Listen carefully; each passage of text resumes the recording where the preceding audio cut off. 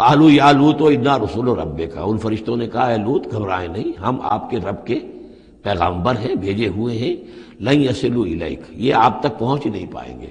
آپ کو کوئی گردن نہیں پہنچا سکیں گے، آپ بالکل اطمینان رکھیں۔ فَأَسْرِ بِأَهْلِكَ بِقِطْعٍ مِّنَ اللَّيْلِ، اور بھی رات کا ایک حصہ جو باقی ہے اس میں آپ اپنے اہل کو لے کر، اپنے گھر والوں کو لے کر نکل جائیے اس بستی سے۔ وَلَا يَلْتَفِتْ مِنْكُمْ أَحَدٌ، اور کوئی بھی آپ میں سے پیچھے نہ دیکھے، پیچھے توجہ نہ کرے، پیچھے کی طرف کوئی خیال نہ آئے کہ ہمارے دوست تھے اور ہمارے یہ تھے اور ہمارے عزیز تھے، إِلَّا امْرَأَتَكَ، اور آپ کی بیوی بھی ساتھ نہیں جائے گی، وہ بھی یہیں رہے گی۔ یہ دو بیویاں ہیں جلیل القدر پیغمبروں کی، جن کا ذکر پھر آئے گا بڑی وضاحت کے ساتھ سورہ تحریم میں۔ ایک حضرت نوح علیہ السلام کی بیوی اور ایک حضرت لوط کی بیوی، کہ یہ اگرچہ کہ کانتا تحت عبدین من عبادنا صالحین فخانتاہما فلم یغنیا عنہما من اللہ شیئا،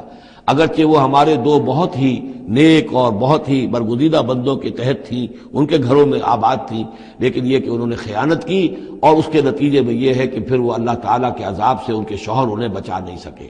نہ حضرت نوح بچا سکے اپنی اس بیوی کو اور نہ حضرت لوط بچا سکے اپنی اس بیوی کو۔ الا امرأتک، سوائے آپ کی بیوی کے، انہ مصیبھا ما اصابہم، اس کے اوپر تو وہی مصیبت آ کر رہنی ہے جو ان سب پر آنی ہے۔ ان موعدہم الصبح، اور دیکھیے